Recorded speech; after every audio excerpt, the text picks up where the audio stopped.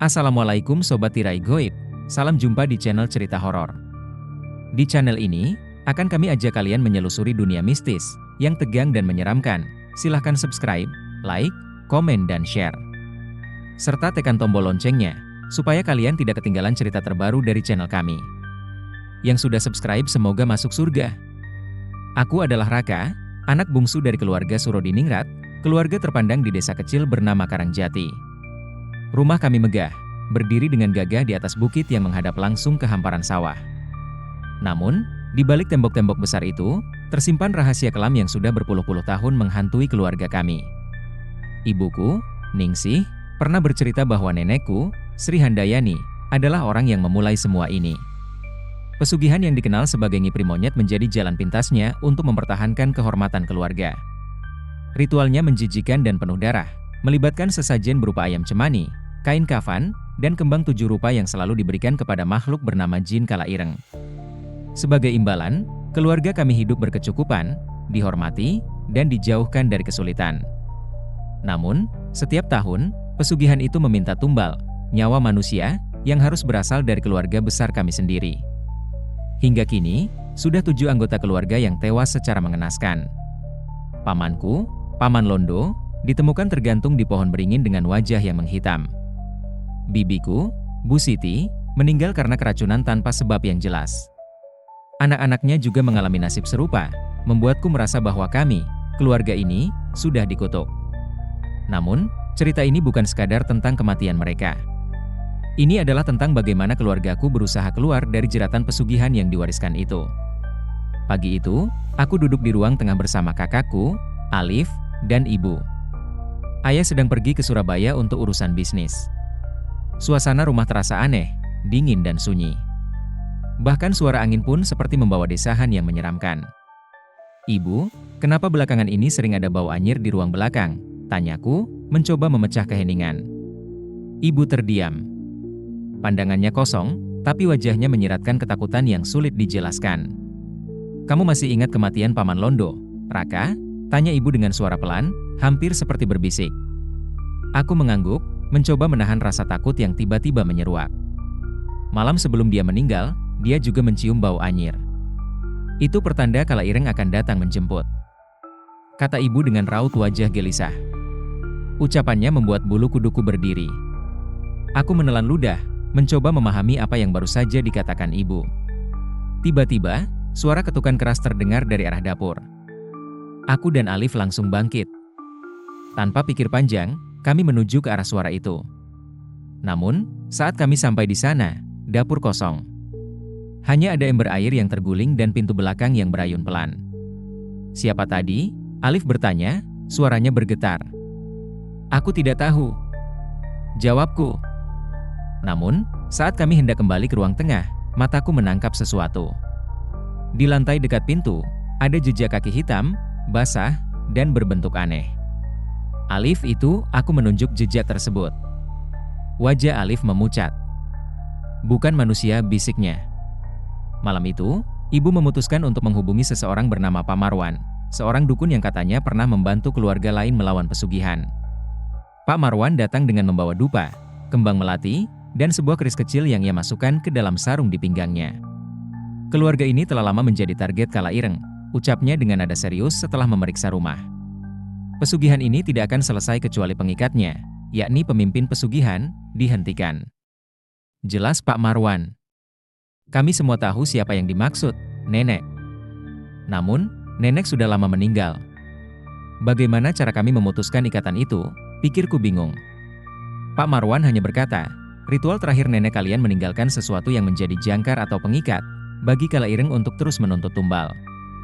Itu harus dihancurkan," ujar Pak Marwan menjelaskan. Malam itu, kami semua dikumpulkan di ruang tengah. Pak Marwan mulai membakar dupa, dan ruangan itu perlahan dipenuhi bau harum yang menusuk. Namun, semakin lama, aroma itu berubah menjadi busuk. "Dia datang," bisik Pak Marwan sambil menghunus kerisnya. Seketika, suara tawa terdengar dari arah dapur. Suara itu terdengar seperti anak kecil, tapi mengerikan. Semua lampu di rumah padam, menyisakan kegelapan yang pekat. Tiba-tiba, ibu menjerit. sosok hitam besar muncul di depan kami, dengan tubuh yang penuh luka seperti bekas terbakar. Matanya merah menyala, dan tangannya yang panjang seperti cakar mencoba meraih ibu. Pak Marwan bergerak cepat, menahan sosok itu dengan kerisnya. Namun, kekuatan makhluk itu terlalu besar. "Raka, Alif, kalian cari barang peninggalan nenek di gudang, cepat!" teriak Pak Marwan. Aku dan Alif berlari menuju gudang, meskipun tubuhku gemetar hebat. Di sana, kami menemukan sebuah peti kecil yang terkunci. Setelah memecah kuncinya, kami menemukan kain hitam dengan simbol-simbol aneh dan botol kecil berisi darah yang sudah mengering. "Bakar semuanya!" Suara Pak Marwan terdengar dari kejauhan. Tanpa berpikir panjang, kami membawa benda-benda itu ke halaman dan membakarnya. Asap hitam mengepul, diiringi oleh suara jeritan mengerikan dari dalam rumah. Saat api padam, rumah kembali sunyi. Ketika kami masuk, makhluk itu telah menghilang. Namun, tubuh Pak Marwan tergeletak di lantai, tak bergerak. Pak Marwan berhasil menyelamatkan kami, tapi nyawanya menjadi korban. Setelah kejadian itu, keluarga kami pindah dari rumah di Karangjati. Meski begitu, aku tahu ini belum benar-benar berakhir. Pesugihan itu meninggalkan jejak dosa yang sulit dihapuskan. Setiap kali aku mencium bau anyir, bulu kuduku masih berdiri. Aku selalu bertanya-tanya, apakah Kala Ireng masih mengintai kami, menunggu kesempatan untuk menuntut haknya. Keluarga kami pindah ke kota kecil di perbatasan Jawa Timur dan Jawa Tengah. Rumah baru ini lebih kecil dan sederhana, jauh dari kemewahan keluarga Surodiningrat. Namun, ketenangan yang kami dambakan masih terasa jauh. Setiap malam, aku masih bermimpi buruk tentang rumah lama, tawa menyeramkan, dan sosok hitam besar itu. Suatu malam, ibu menerima pesan singkat dari sepupunya, Bu Sukarsih, yang tinggal di desa Karangjati. Surat itu singkat, tapi membuat darahku berdesir. Jangkar itu belum hancur sepenuhnya. Kembali dan selesaikan. Atau kalian tidak akan pernah bisa bebas. Kami mencoba mengabaikan pesan singkat itu, tetapi teror justru semakin menjadi-jadi. Bau anyir kembali tercium di rumah baru, disusul suara ketukan di dinding dan penampakan bayangan hitam di pojok ruangan. Ibu akhirnya menghubungi seorang kiai ternama, Kiai Arsyad, yang setuju membantu kami menyelesaikan kutukan ini. Kalau benar jangkar itu belum hancur, berarti ada bagian ritual yang terlewat.